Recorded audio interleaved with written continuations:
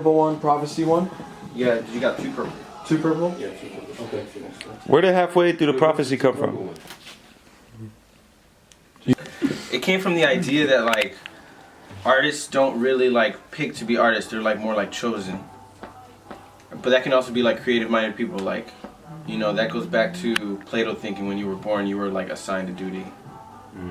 True. So like artists are kind of, you know, so this is just I'm halfway through. So it's subjective to like my own narrative, but at the same time I think it could be applied to like artists in general.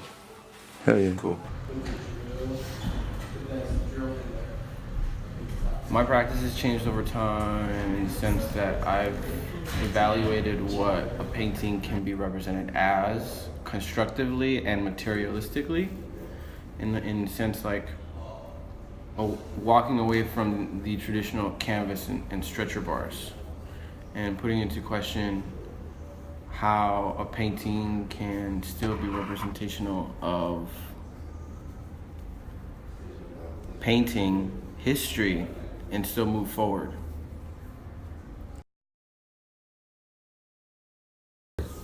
The ideas for my particular work kind of manifest themselves from small specks of thought that I kind of take and then run with. I don't really think too much of the idea, and I try not to waste too much time on the idea. Not to say that there isn't thought in the work. It's just that I think there's more thought in the action rather than just the thinking.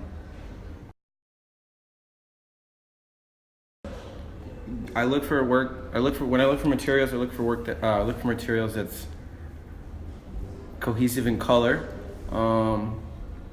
that has influence of urban culture, indigenous culture,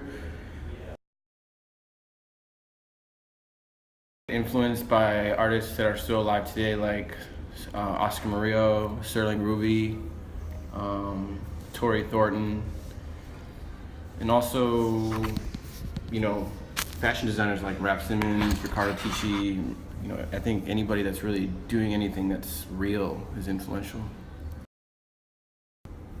I think they have meaning in and of themselves, but they don't start with meaning. I think the meaning comes at the end. You know, it could be one tiny fragment that gives the whole painting its title. I think the meaning comes after the fact of its creation. Yeah. What are you most excited about for the show?